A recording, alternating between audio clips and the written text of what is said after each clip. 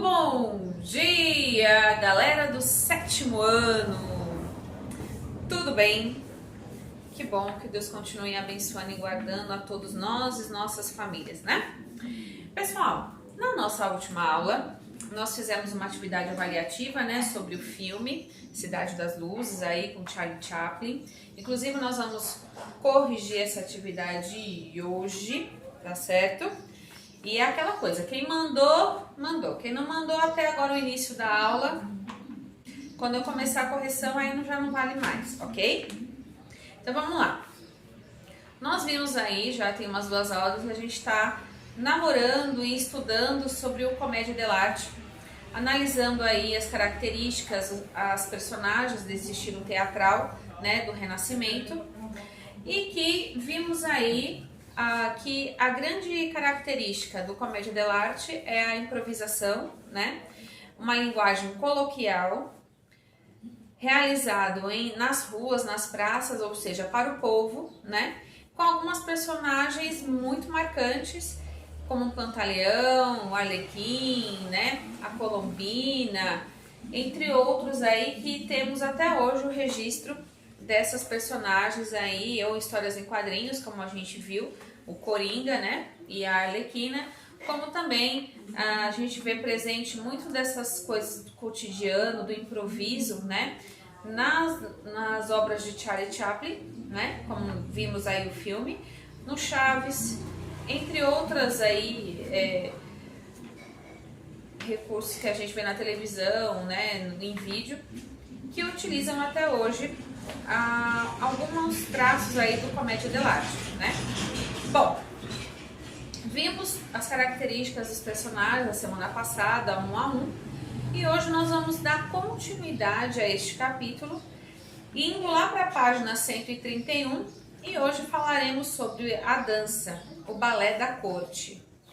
Mas, até chegar ao balé da corte como algo profissional, deu um trabalhinho.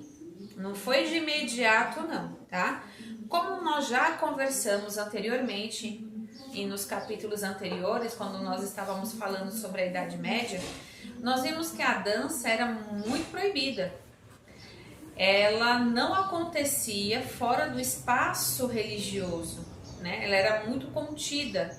Então, quase não se tem registros de danças, né, do século XI ao século XVII. E os registros que se tem é dentro dos espaços religiosos, ok? Então, a dança até aí, até o século XVI, era realmente para o meio religioso, não tinha outra finalidade, tá? Bom, mas aí lá na Baixa Idade Média começa a acontecer aí uma distinção entre a dança erudita e a dança popular. A dança erudita, ela tinha todo um preceito aí de ordem, digamos assim, tá? Ela era bem graciosa nas suas formas, assim, nas suas coreografias, e a popular, obviamente que não, né? Era mais livre, ok? Isso já na Baixa Idade Média. Na Idade Média, é aquele assunto que a gente já vem falando desde outros capítulos, desde outras unidades. Era algo extremamente proibido, certo? Bom, aí o que a gente precisa gravar aí na página 131 é o primeiro parágrafo, que vai falar exatamente isso que eu falei para vocês, que vai reforçar sobre como era a dança até o século XVI, que era bem restrita dentro do espaço religioso, né?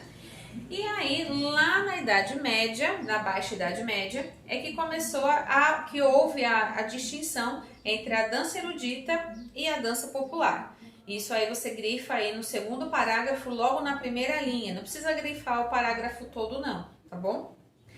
E aí nós vamos falar embaixo aí da música renascentista e dos madrigais. E aí, os madrigais, minha gente, eu vou resumir aqui para vocês. Madrigais, composição delicada e graciosa com acompanhamento musical. Então, vamos imaginar, para que fique mais fácil isso para vocês, esses madrigais, vamos imaginar um poema sendo recitado, né, com acompanhamento musical. E sempre era algo mais voltado para o público feminino, ressaltando as belezas das mulheres e etc, etc, tá? Esse aí era um madrigal.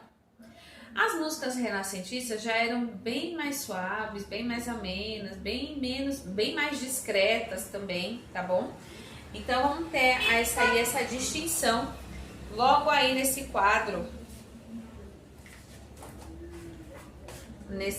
aqui, tá? Tá falando para vocês essa distinção entre os madrigais e a música renascentista. Os madrigais, digamos, eram mais ousados, né? E as músicas renascentistas mais contidas, mais discretas, mais suaves, tá bom? Seguimos aí na página 132. E aí agora, como nós já havíamos falado anteriormente, né? A dança até o século XVI era algo muito restrito, muito contido, né? Era permitida somente dentro dos espaços religiosos, né? E agora nós vamos entender aí a primeira manifestação que ocorreu, que se chama carola. Quando a carola surgiu, ela diz assim, ó, vamos lá, primeiro parágrafo para melhor compreensão. Com a pandemia da peste negra que assolou a Europa no início do Renascimento, a morte e o clima apocalíptico voltaram a ocupar o imaginário da população. E isso se refletiu também na dança. A carola, um tipo de dança de roda que se expressava alegria, foi associada à morte. E como uma dança macabra, passou a ser executada até em cemitérios. Então vamos lá. A peste negra, como a gente já comentou em outras aulas, né? Ou como tem um outro nome também que ela é conhecida como peste bubônica. Ela ocorreu aí na Idade Média, mais ou menos, e levou milhares de vidas. Naquela época as pessoas não tinham higiene nenhuma. Lembra que eu falei para vocês que faziam as necessidades fisiológicas e jogava na porta de casa, praticamente, tá? Então não se tinha saneamento básico, higiene, tá? E essa doença era transmitida pelos insetos que ficavam nos corpos dos ratos, dos roedores. E na época chovia, dava com pau, né? O rato era para, enfim, distribuir, dar, vender, distribuir. Então, com a pandemia, a dança carola, que era uma dança de roda que expressava alegria, acabou sendo associada a todo aquele clima apocalíptico, aquele clima de morte, né? Sendo até dançada em cemitérios. Então, vamos aí à primeira manifestação de dança aí, dessa transição do religioso, já começou aí para carola, tá? Não associada ainda à alegria, não associada ainda a coisas boas, né? No início ela foi, mas depois com todo o cenário apocalíptico, né, da pandemia da peste negra, ela foi mudada aí o sentido, tá? Como eu disse a vocês, tudo que acontece na história da humanidade, isso vai ser refletido na arte, de algum jeito, tá? E logo abaixo aqui, desse quadro que faz referência à dança carola, nós temos aí a primeira e a segunda também, que vai se chamar o momo. Vamos ler aí o segundo parágrafo. Derivação de momo, que significa máscara, foi um gênero de dança que surgiu lá no século XIII como uma carola dançada com o uso de máscaras. No século XV, essa dança com máscara se desenvolveu com mais intensidade, agregando características da mourisca, uma dança de origem árabe. Assim, o momo consolidou-se como a dança realizada entre os banquetes aos moldes de espetáculo. Essa configuração se tornou a semente para o surgimento do balé de corte, que século seguinte utilizaria muito dos elementos do Momo. Então vamos lá. Para surgir o Momo, derivou-se da dança carola. O que o Momo colocou, agregou? A máscara, o uso de máscara, né? E aí já era um ambiente mais descontraído, já se expressava mais alegria, né? Se vê aí que era festejada entre os banquetes, né? Então, a partir daí da carola, surgiu o Momo, ok? Aí, uso de máscara, expressividade maior do corpo, tá? E aí, a partir do Momo, é que surgiu o balé de corte. Então, olha aí a transição, nada foi muito assim, né? Do dia para a noite surgiu bailarinos da corte, não, né? Foi aí uma transição. Então, veio a carola, veio o Momo, a dança Momo, né? Que era uma derivação da carola, só que com máscaras e com mais expressividade, mais alegria, né? E aí embaixo, vamos aí, primeiro e segundo, no terceiro parágrafo da página 132, vai estar assim. No Quattrocento renascentista, a dança de corte que utilizava a métrica foi aos poucos se profissionalizando. Nesse período, o corpo começou a ser visto como instrumento de expressão artística.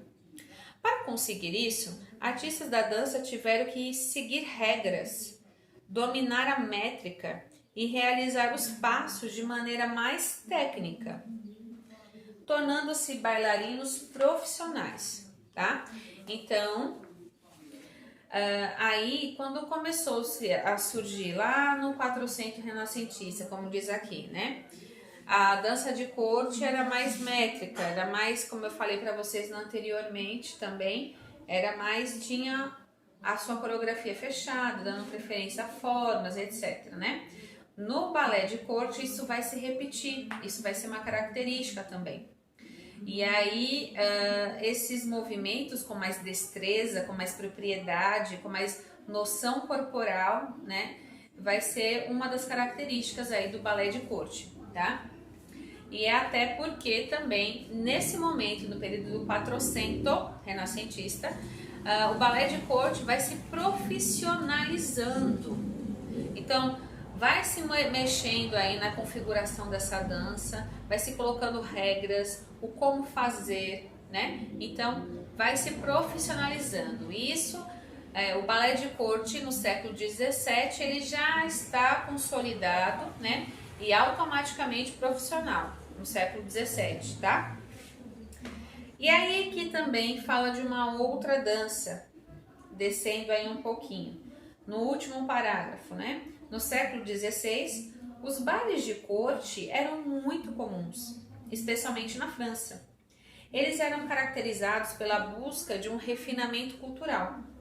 Assim, muitas danças foram criadas especificamente para os bailes de corte, como a galharda, dança composta de muitos saltos e por isso também chamada dança de elevação.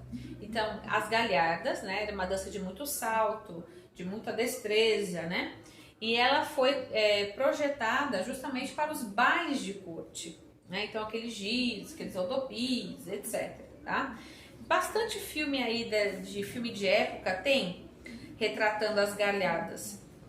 E aqui tem uma perguntinha, né, que aí vocês vão fazer já já. E a tarefa de hoje, finalizando aí o assunto do balé de corte, né? Como que surgiu o balé de corte, como foi essa transição, né? Nós acabamos de explicar aqui, ok? E aí hoje vocês vão responder da página 133 a 134. Então nós vamos fazer as páginas 133 e 134, ok? Do livro 2, certo? E hoje também vocês vão criar uma HQ. Tia Rosângela, o que é HQ? Uma história em quadrinhos com os personagens, né, do Comédia dell'arte. Então aí vocês já assistiram o Cidade das Luzes, o Charlie Chaplin, já sabem, né, como que ocorre, como era, né, o gênero comédia dell'arte, como ele funcionava, quais eram as características, tudo isso que vocês precisavam, todas essas informações vão se tornar agora ferramentas, né, para que você crie a sua HQ também.